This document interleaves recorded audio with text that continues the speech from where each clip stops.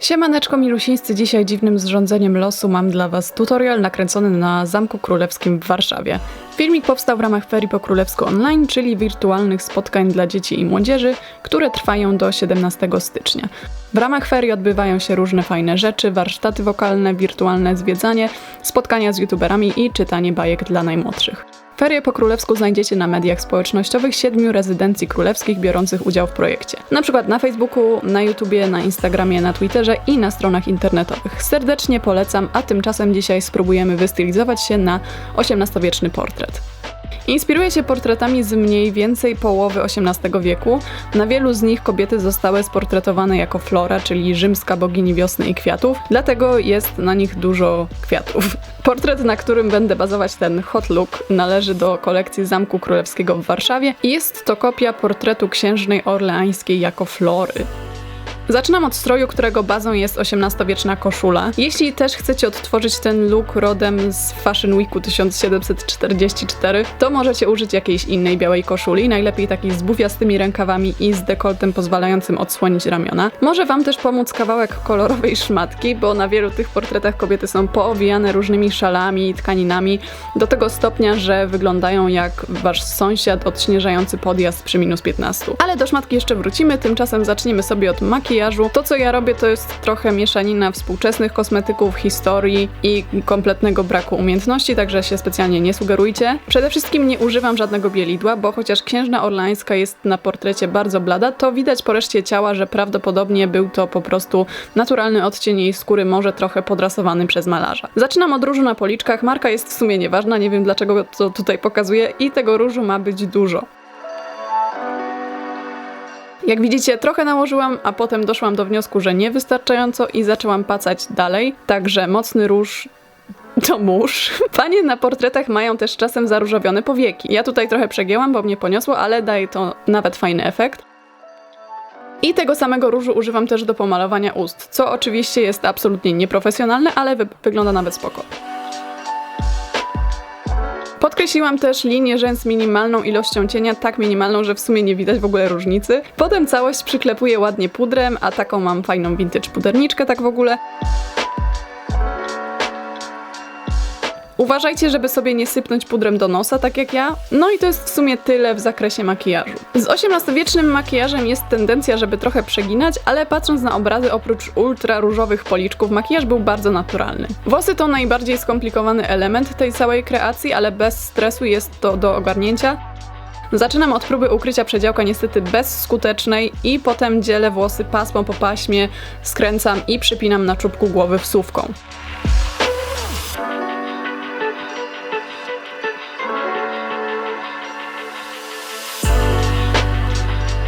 Jeśli macie długie włosy, wybierajcie cieńsze pasma. Tymi zwisającymi smutno z tyłu końcówkami się nie przejmujcie, potem zrobimy z nimi porządek. Można też tę fryzurę zrobić zaczesując włosy po prostu gładko do tyłu, bez tego zawijania, ale wydaje mi się, że takie zwijanie nadaje fajnej tekstury, co wygląda bardziej historycznie. Polecam Wam też najpierw zakręcić włosy na wałkach lub na lokówce. To trochę ułatwi zawijanie końcówek. I w ten sposób zakręcam kosmyki z przodu od jednego ucha do drugiego.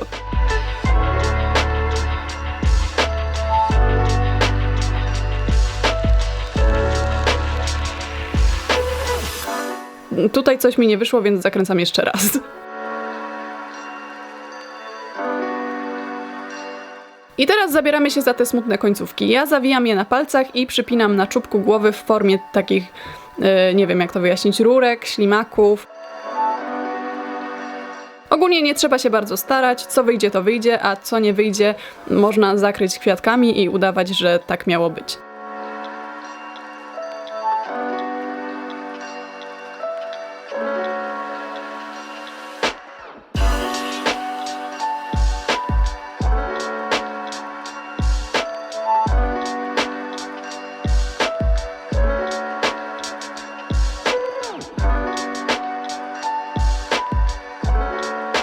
Tam, gdzie włosów jest ciut za mało, dobieram kosmyki tylko po to, żeby zwinąć je w te loczki. Ogólnie chodzi o to, żeby naokoło głowy, mniej więcej w tym miejscu, gdzie zazwyczaj robi się koronę z warkoczy, utworzyć taki półokrąg małych loczków, rurek, rolek, ślimaczków. I teraz pora na dół.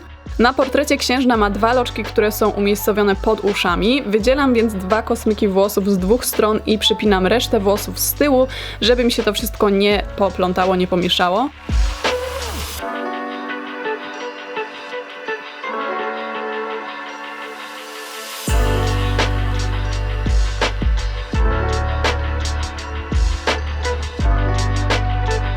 Kosmyki można leciutko natapirować, żeby łatwiej było je zwinąć. Ja zaczęłam, ale jednak mi się nie chciało. I znowu kosmyk zwijam na palcach w kierunku powiedzmy nosa. Nie wiem, czy to ma sens. Tu coś mi nie wyszło, więc zwijam drugi raz i przypinam w miejscu. I z drugiej strony robię dokładnie to samo.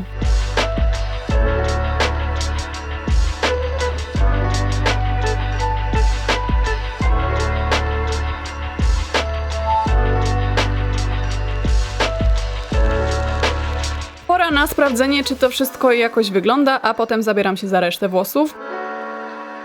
Możecie spleść z nich warkocz i przypiąć go u góry z tyłu głowy, albo tak jak ja założyć, że hej, odtwarzam portret, więc i tak nikt nie zobaczy fryzury z tyłu i upiąć resztę włosów w koczek. Kiedy wszystko jest upięte i jako tako się trzyma, pora na 2 rzeczy. Po pierwsze spryskanie całości lakierem do włosów, żeby nic się nie rozpadło, a po drugie użycie suchego szamponu, który całkiem nieźle imituje XVIII-wieczny puder. Oczywiście nie będę żadnej z tych rzeczy robić w zamkowej sali, bo szanuję polskie dziedzictwo kulturowe. Tak wygląda całość po spryskaniu i możecie zauważyć, że fryzura szybko zamieniła się z ptasiego gniazda w siwe ptasie gniazdo.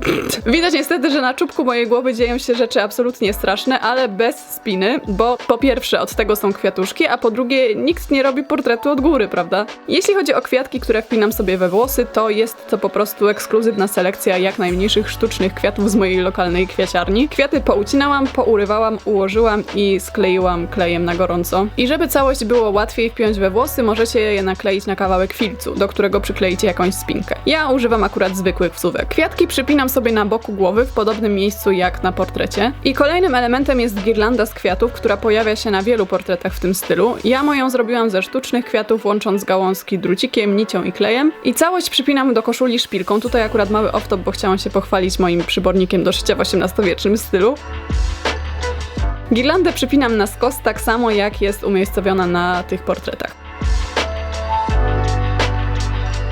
I teraz wracam do drapowanej tkaniny. To jest element, który przewija się przez wiele XVIII-wiecznych portretów, choć akurat na tych z motywem flory nie jest aż tak często, ale jeśli wasza stylówka prosi się o urozmaicenie, to myślę, że możecie spróbować i zobaczyć, jak to wygląda. Żeby się upewnić, że moja poza jest super XVIII-wieczna, podglądam, w jakich pozach są sportretowane te kobiety. Część z nich robi bardziej teatralne gesty, część po prostu stoi i wygląda, jakby to był ich 50. dzień pozowania. Ponieważ znajdowałam się w sali Canaletta, chciałam wypróbować pozowanie na tle XVIII-wiecznego widoczku, bo właśnie takie krajobrazy często pojawiały się na tych portretach. I domyślam się, że możecie akurat nie mieć pejzażu Canaletta na ścianie, także w tej sytuacji pozostaje wam coś samemu namalować, powiesić coś wydrukowanego albo wkleić w Photoshopie, ale ogólnie efekt jest cacy, także bardzo polecam. Polecam tło z Canaletta. To już właściwie wszystko. Jeśli macie ochotę spróbować odtworzyć coś podobnego, to serdecznie polecam. Możecie też wrzucić swoje wersje portretu na media społecznościowe pod hashtagiem Ferie po królewsku, chętnie na nie zerknę. No i to by było w sumie na tyle. Dzięki i cześć!